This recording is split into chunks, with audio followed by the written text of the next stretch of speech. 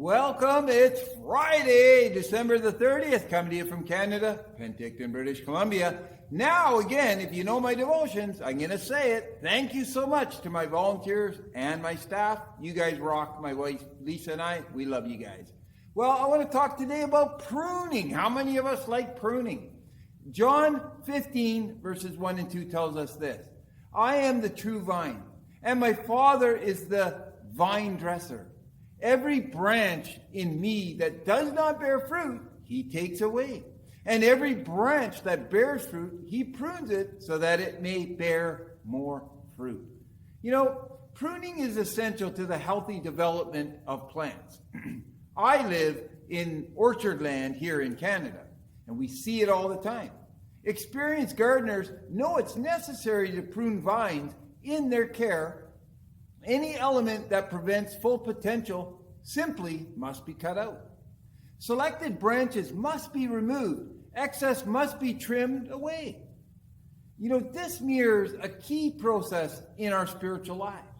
As Jesus taught, pruning describes what the Father does for every branch in me, for all disciples, everyone who follows Jesus. Good pruning has to happen. And God prunes us continually, doesn't he?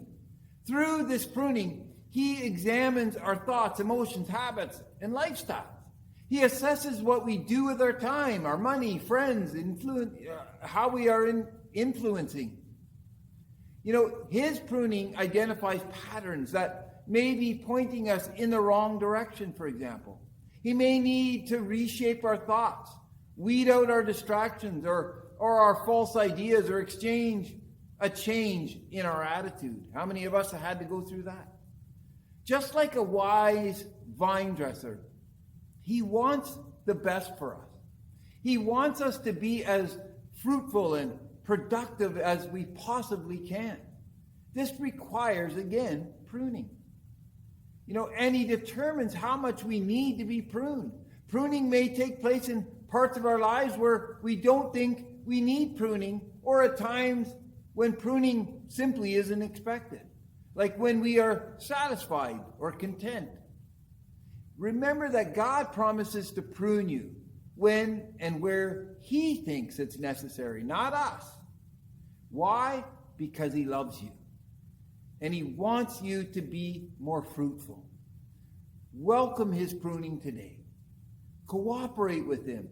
He wants the best for you. Do you believe that today? And are you willing and seeking God's pruning in your life today? I want to pray that for us today. Father, prune it away. Make us the vessel that you want us to be. Help us to grow. Help us to be the best that we possibly can. And may we just open ourselves to you today so that we can, again, be the best. In your name we do pray. Amen.